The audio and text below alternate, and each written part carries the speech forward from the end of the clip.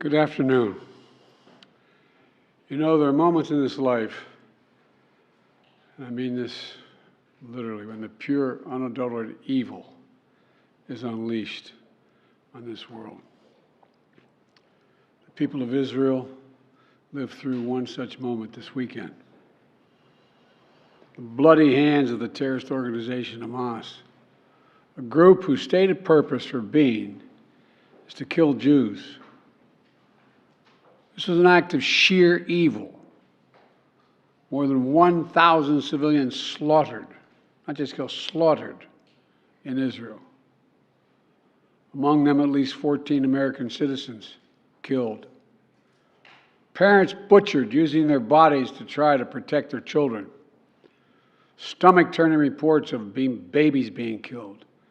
Entire families slain. Young people massacred while attending a musical festival to celebrate peace. Women raped, assaulted, paraded as trophies. Families hid their fear for hours and hours, desperately trying to keep their children quiet to avoid drawing attention.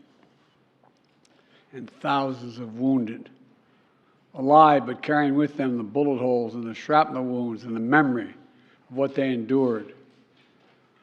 You all know these traumas never go away. There's still so many families desperately waiting to hear the fate of their loved ones, not knowing if they're alive or dead or hostages. Infants in their mother's arms, grandparents in wheelchairs, Holocaust survivors abducted and held hostage. Hostages whom Hamas has now threatened to execute in violation of every code of human morality. It's abhorrent.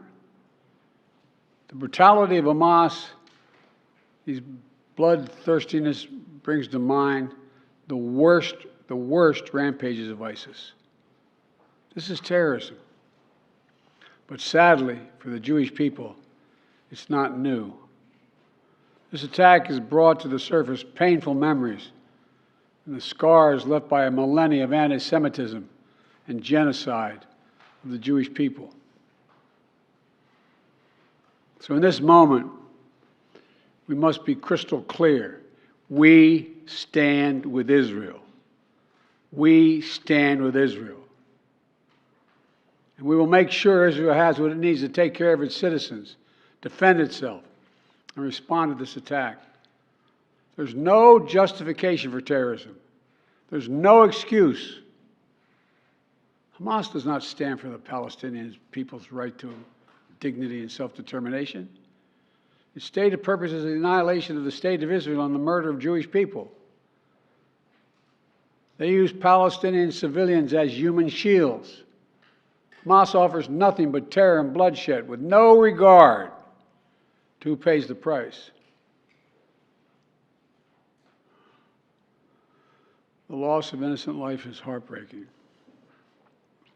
Like every nation in the world, Israel has the right to respond, indeed has a duty to respond to these vicious attacks.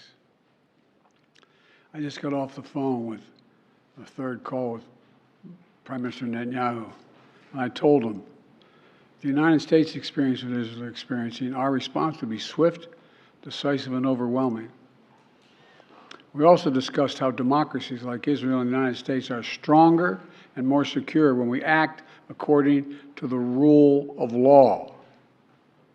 Terrorists purposely target civilians, kill them.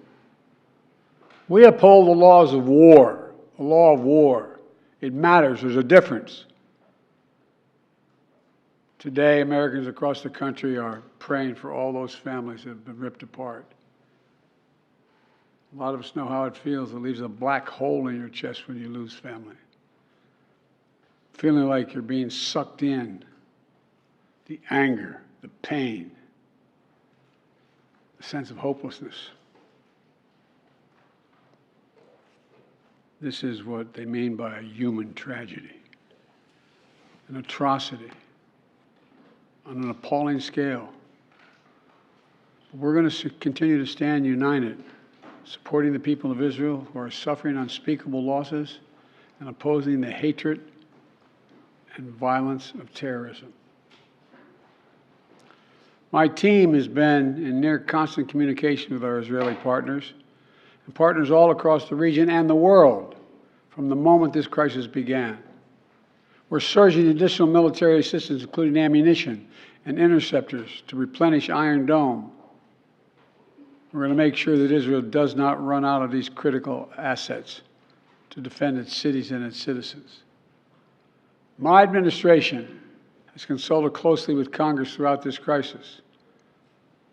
And when Congress returns, we're going to ask them to take urgent action to fund the national security requirements of our critical partners.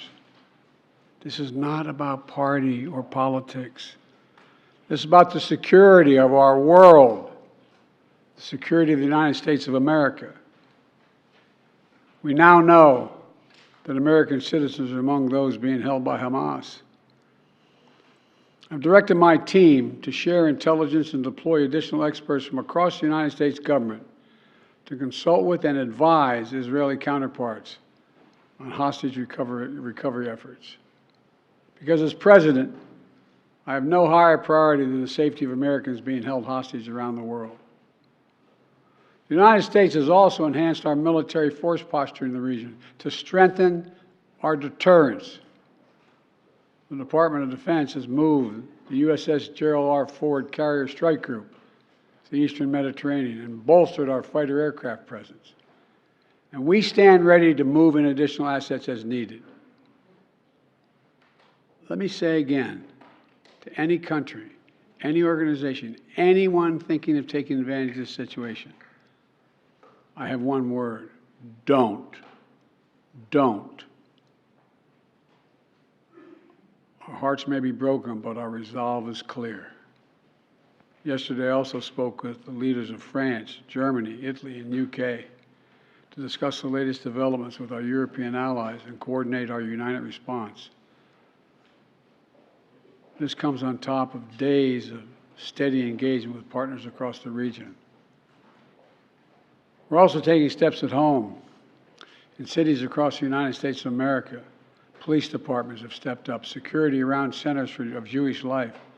The Department of Homeland Security and the Federal Bureau of Investigation are working closely with state and local law enforcement and Jewish community partners to identify and disrupt any domestic threat that could emerge in connection with these horrific attacks. This is a moment for the United States to come together, to grieve with those who are mourning. Let's be real clear. There is no place for hate in America. Not against Jews, not against Muslims, not against anybody. We reject. What we reject is terrorism. We condemn the indiscriminate evil, just as we've always done. That's what America stands for. You know, just over 50 years ago, I was thinking about it this morning, talking to the Secretary of State, the Vice President in my office. Over 50 years ago, as a young senator, I visited Israel for the first time as a newly elected senator. And I had a long, long trip, a meeting with Golda Meir in her office just before the Yom Kippur War. And I guess she could see the consternation on my face as she described what was being faced. They were facing. We walked outside in that sort of hallway outside her office to have some photos. She looked at me all of a sudden and said, "Would you like to have a photograph?" And so I got up and followed her out. We were standing there silent, looking at the press. She could tell, I guess, I was concerned. She leaned over and whispered to me, she said, "Don't worry, Senator Biden. We have a secret rep in here in Israel." My word is what she said. We have no place else to go. We have no place else to go. For 75 years, Israel has stood as the ultimate guarantor of the security of Jewish people around the world, so that the atrocities of the past could never happen again.